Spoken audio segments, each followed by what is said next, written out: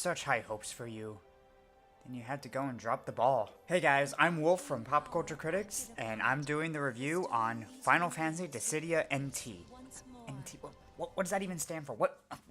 First thing I should probably get out of the way is I'm a huge fan of the original Dissidia games. Final Fantasy Dissidia and the sequel, Final Fantasy Duodecim 012. I don't know what the 012 is for, but sure, whatever. We'll go with it. And I just loved the mixture between the real-time, fast-paced action with fighting game mechanics, and it worked really well, which is why I fell in love with these games. So when I found out that they were making a cabinet arcade game exclusive to Japan, I was a bit disappointed, and I'm like, really? They even made a short video, comparing its graphics to the PS4 graphics, and I'm just like, well, why do that if you're not even going to make a PS4 version? Like, come on. And so, a couple years later, they announced it was coming to PS4, and I got super excited. The visuals looked amazing. The gameplay looked very similar to the PSP version. I was pumped.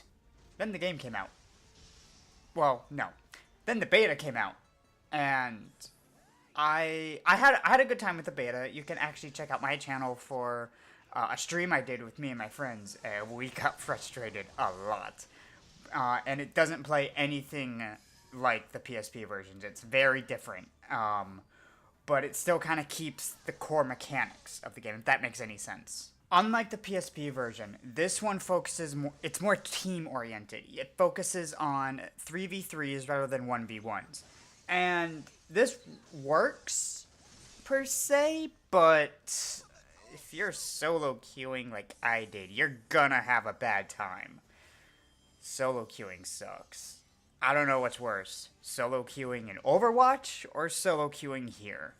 Yeah, the randoms that you get teamed up with, they don't do anything.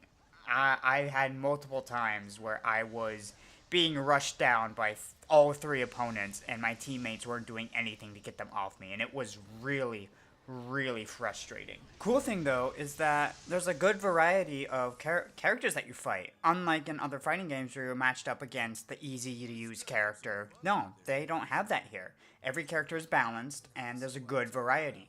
Like personally, I use Noctis and Titus.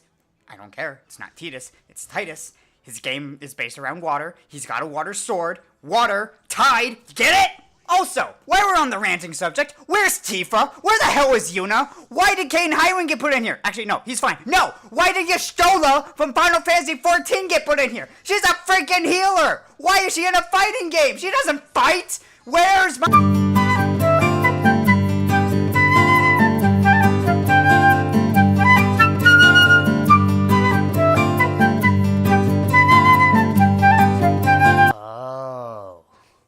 I get it, Square Enix. You are our last hope. You were the chosen one, Square Enix. Why?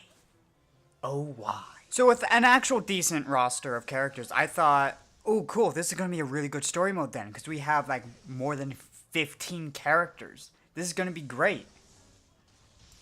Then I played said story mode, and I don't know whose decision this was, but this was the dumbest thing you could have done, Square Enix. Like, why? The way story works is you get these things called Memoriam, which you earn, which initially I thought you earned through winning online matches. Yeah, winning. That's how bad I thought it was. But no, it turns out all you have to do is you have to level up your characters, or I think it's your player level. I couldn't tell which one it was. I think it's your characters. And every time you level them up, you get Memoriam, which you can use to unlock cutscenes and story fights. Which, for a casual fighting game player, that's a turnoff. Because, like, I want to play the story. Because, honestly, I love the story in the original Dissidia games. They were really fun. You got to play each individual character, kind of test their playstyle out, feel them out. And then, once you beat all, at the time, I think it was 12 characters, you got to unlock the endgame, which you got to choose which character you wanted to play during the endgame, which was amazing. It was done really well. So, I don't understand the decision on... I mean, I kind of get it. You want to incite the player to, you know, play online more and play more. But, Square Enix, you're an RPG company. You don't need to do that. You're really good at making good, engaging stories. And in fact, the stuff I did watch, I was engaged. But I got turned off and I got disconnected every time I couldn't continue the story because I had to go back and earn more memoriam, which is really dumb. Now, granted, there are other offline modes, but they're not really good. You got a gauntlet mode and you got a tutorial mode, but that's pretty much it. Like, it's not good. Gauntlet mode, you play a series of fights, it's pretty much like survival. You fight until you die. Which works. That's actually kind of a good way to grind for those memoriam, level your character up. But as you get higher in level, it gets harder to level them up. And it's just, it's not... I don't have the motivation to go into there that much. This is the other thing. There's no 1v1 mode, which is weird to me, because the original games were all 1v1s. We didn't get the team base until this one. I don't understand the decision on not adding a 1v1 mode. I would have been fine with a 1v1 mode. Because I'm, honestly, like I said earlier, I'm tired of getting queued up with randoms who don't know what they're doing. I'd rather do a team fight with friends and then do solo fights by myself. It's just better that way. So I don't understand why they decided not to do that. And I get it. This is a port off the cabinet arcade game from Japan, so they probably were limited in their resources. But I still think they could have added a 1v1 mode. That would have been nice. And also, I should have seen this coming because every company's doing them these days. It needs to stop, guys. Come on. Stop the loot boxes. It's not good. It's a mobile trend. It doesn't need to be on console. You're not even supposed to be a mobile game. You're a freaking cabinet arcade game. You don't need loot boxes. Granted, the loot boxes are just cosmetic items like costumes and music and player icons.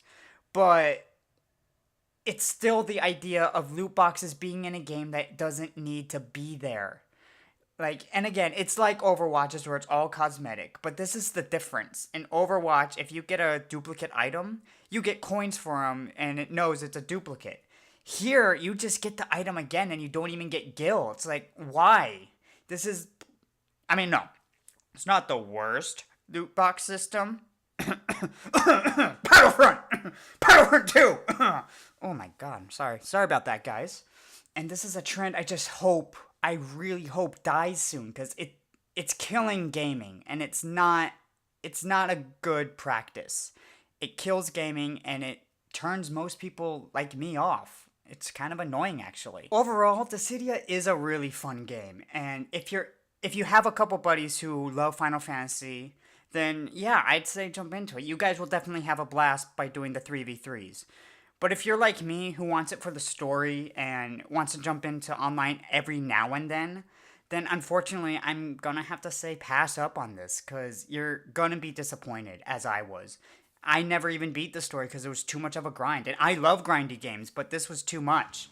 And unfortunately, that puts this game at a 6 out of 10. While it is fun, the story grind really kills it, and the loot box existence really brings it down. But if you're into this kind of thing, then yeah, I'd say check it out if you can. Thank you guys so much for watching. If you liked this review, leave a like, comment, and subscribe to the channel. It really helps us out. As always, guys, thank you for watching. This has been Wülf with Pop Culture Critics, signing off. Death and doom!